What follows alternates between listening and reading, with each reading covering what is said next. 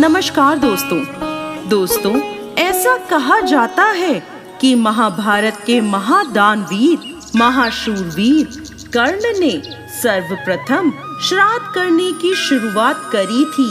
एक कथा के अनुसार महाभारत काल में महावीर कर्ण हर रोज गरीबों और जरूरतमंदों को स्वर्ण व कीमती चीजों का दान करते थे।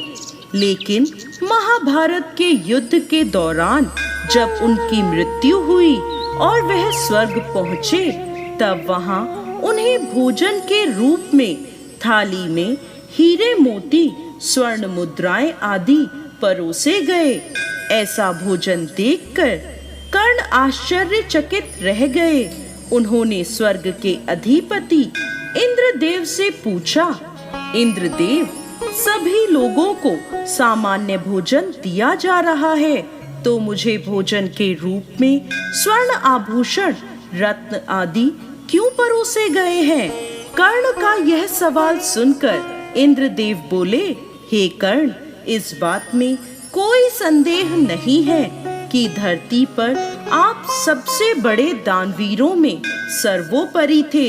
आपके दरवाजे से कभी भी कोई भी खाली हाथ नहीं लौटा, लेकिन आपने कभी भी अपने पूर्वजों के नाम पर अन्न का एक दाना भी दान नहीं किया। इसलिए आपके दरबार में आया हर व्यक्ति आपसे संतुष्ट था, लेकिन आपके पूर्वज अभी भी आपसे तृप्त नहीं हैं।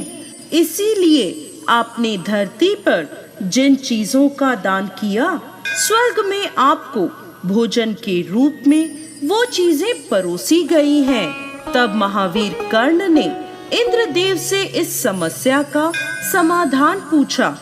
इसके उत्तर में इंद्रदेव बोले, हे कर्ण, आप वापस पृथ्वी पर जाएं और अपने पूर्वजों को तृप्त करने के लिए उनका श्राद्ध करें तथा उनकी संतुष्टि के लिए उनका तर्पण व पिंड दान करें।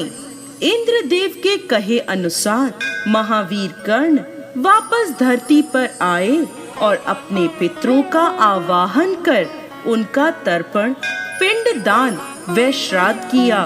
और जिस समय उन्होंने यह श्राद्ध किया, उस वक्त सूर्य कन्या राशि में था और ऐसा माना जाता है कि जिस समय सूर्य कन्या राशि में होता है, उस समय चंद्रमा धरती के सबसे करीब होता है और पूर्वजों का पितृलोक चंद्रलोक के बिल्कुल ऊपर है।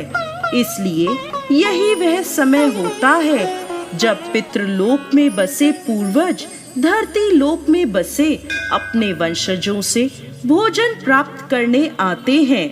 तो दोस्तों, कैसी लगी आपको आज की हमारी ये जानकारी? हमें कमेंट बॉक्स में लिखकर जरूर भेजें।